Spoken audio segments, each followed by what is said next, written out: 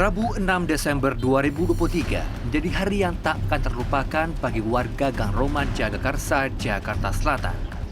Di hari itu, warga menemukan 4 jenazah bocah kakak dan adik, yaitu VA 1 tahun, SK 3 tahun, RA 4 tahun, dan AK 6 tahun di dalam sebuah rumah kontrakan.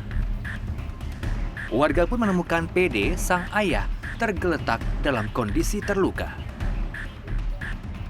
Kronologi ditemukannya 4 jenazah tersebut bermula saat warga di sekitar sini mencium bau yang tidak mengenakan berasal dari dalam kontrakan ini. Kemudian warga melapor kepada pemilik kontrakan yang kemudian ditindaklanjuti oleh si pemilik kontrakan menghubungi PD.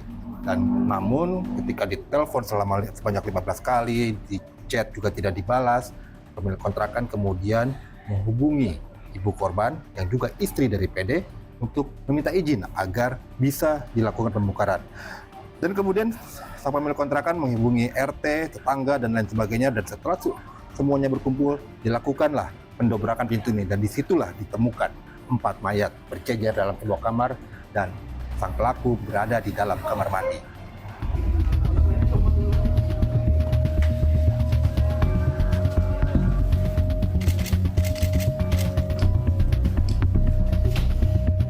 PD, pria 41 tahun ini langsung dicurigai sebagai tersangka pembunuhan.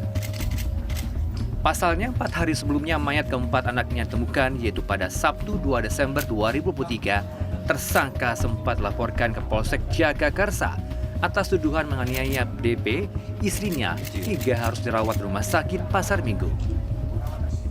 Namun sayang, polisi tidak segera menangkap tersangka.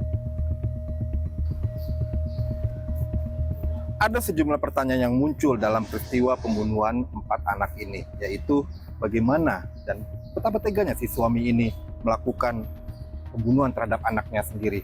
Apa motif sebenarnya? Kita akan menemui polisi untuk mengetahui secara pasti apa motif dan bagaimana cara ia melakukannya. Polisi berdalih setelah mendapatkan laporan kasus KDRT, mereka langsung mendatangi tempat kejadian. Namun saat itu rumah terlihat kosong dan tidak ada tanggapan. Kepada polisi melalui pesan singkat, tersangka mengaku sedang berada di rumah temannya bersama keempat anaknya. Piket Reskrim pada saat itu menuju ke TKP sekitar jam 23.00. Namun setelah diketok, digedor, tidak ada respon dari rumah atau dari dalam. Tidak ada respon, tidak ada aktivitas. Tanggal 4 Desember, yakni hari Senin, Babin Kamtipmas yang tadi juga yang pada hari Sabtu juga mendatangi TKP, kembali mengecek TKP pada hari Senin. Nah, kemudian bersama dengan warga mencoba kembali untuk menggedor ataupun mengetok pintu tersebut, pintu rumah itu. Namun tidak ada respon sama sekali. Polisi yang mendobrak pintu lantas menemukan keempat mayat korban dalam posisi berjejer di kasur kamar. Sementara tersangka tergeletak di lantai sambil memegang pisau dengan kondisi tangan tersayat. Rabu malam 6 Desember, Kapolres Metro Jakarta Selatan Kombes AD Ari Syam Inradi menyebut, di dalam rumah polisi menemukan sebuah tulisan yang diduga dibuat oleh tersangka dan ditujukan kepada DP, istrinya. Dari barang bukti dan olah TKP, polisi menduga tersangka berupaya bunuh diri setelah melakukan perbuatan kejinya. Tersangka pun diduga membekap keempat anaknya hingga tewas secara bergantian, dimulai dari anak bungsunya VA. Usai membunuh anak-anaknya, tersangka bahkan sempat menata mainan kesukaan para korban dan tidur bersama jasad mereka. Di ponsel dan laptop tersangka, polisi menemukan bukti rekaman video yang menunjukkan kondisi para korban sebelum dan sesudah pembunuhan. Selain pembunuhan berencana, tersangka pun dijerat dengan pasal KDRT dengan ancaman hukuman maksimal pidana mati. Lantas, apa motif tersangka? Tersangka P ini melakukan perbuatan keji tersebut adalah karena cemburu. Cemburu kepada istrinya, saudari D, sehingga akhirnya hari Sabtu pagi terjadi tindakan penganiayaan terhadap saudari D.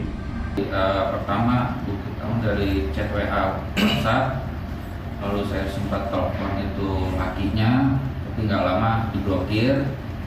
Terus yang di hari Minggu saya hack Instagram istri saya baru lihat itu secara detail, ternyata bukan satu orang aja, ada kisaran 3 orang. Dia melakukan kayak apa ya, chat yang seperti kayak suami istri. Kesaksian soal sosok orang tua korban juga diungkap pemilik kontrakan. Tersangka PD menganggur sementara istrinya bekerja dan menjadi tulang punggung keluarga. Pemilik kontrakan menyebut keluarga tersangka tidak mampu membayar sewa rumah selama 4 bulan terakhir dengan biaya sewa Rp2.500.000 per bulan. Psikolog forensik Reza Indragiri Amril menilai pesan yang ditulis tersangka menunjukkan bentuk balas dendam dari tersangka. Bukan hanya pembunuhan berencana, perbuatan tersangka juga tergolong pembunuhan massal. Pertama adalah sebagai bentuk revenge.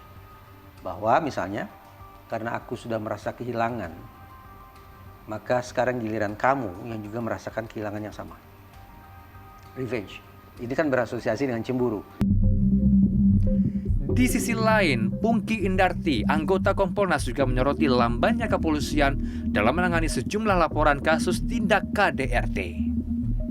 Harusnya polisi alert ya dengan hal ini. Ketika seseorang tega menganiaya istrinya, maka akan besar kemungkinan potensi tersebut juga berdampak pada anak-anaknya. Nah, kejadian di Jagakarsa ini harus dijadikan momentum berbenah oleh aparat kepolisian untuk kemudian mengubah pendekatan terhadap kasus-kasus KDRT.